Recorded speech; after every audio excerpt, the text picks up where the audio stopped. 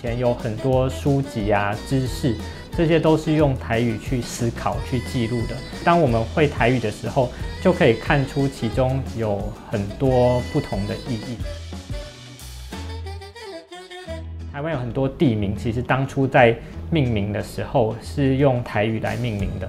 当你会台语的时候，你就可以看出这个地名其实有很多背后的意义，其实是很有趣味的。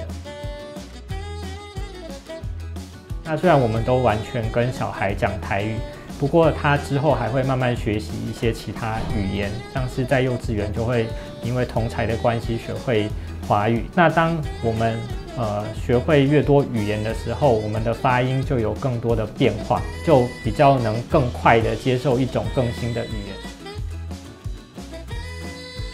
学会越多语言，对于脑的思考，对于防止退化是有帮助的。